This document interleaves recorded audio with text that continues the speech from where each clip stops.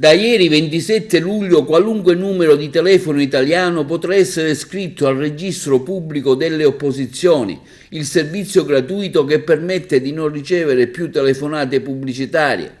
Finora poteva essere fatto solo con i numeri fissi, ma un decreto del Presidente della Repubblica, entrato in vigore lo scorso 13 aprile, ha incluso anche i telefoni cellulari.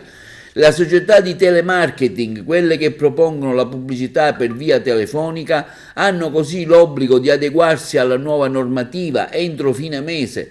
Dovranno cioè smettere di contattare i potenziali clienti che avranno inserito il loro numero nel registro e tolto quindi la propria autorizzazione. Ci sono però perplessità sul fatto che la nuova norma possa risolvere definitivamente il problema. Secondo la legge i call center possono contattare qualsiasi numero telefonico, ma solo se hanno ricevuto il consenso da parte dell'utente che ne è il proprietario. Il problema è che ottenere il consenso è semplicissimo, la richiesta è contenuta in molti dei moduli che bisogna compilare per l'accesso ai vari servizi, dall'iscrizione in palestra all'attivazione di una carta punti di un supermercato. Spesso viene accettata distrattamente o senza troppa consapevolezza dalle persone che poi hanno idea di come poter annullare quella scelta.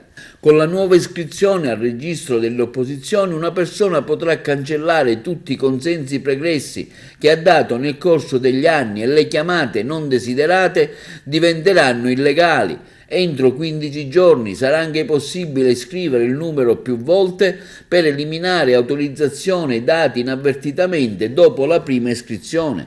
Le aziende di telemarketing avranno accesso a una serie di servizi per verificare quali numeri hanno chiesto il blocco delle chiamate e quelle che non rispetteranno il nuovo regolamento potranno ricevere multe fino a 20 milioni di euro.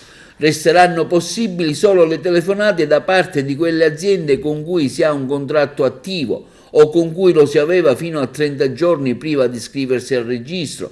Per esempio, una persona potrà continuare a ricevere le telefonate dal proprio operatore telefonico per 30 giorni dopo aver dato l'eventuale disdetta.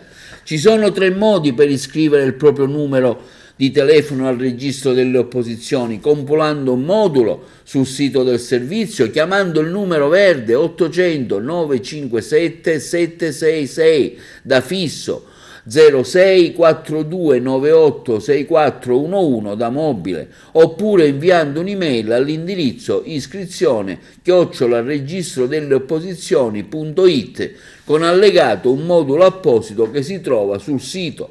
La norma era attesa da tempo e la sua approvazione ha avuto un percorso molto lungo e laborioso.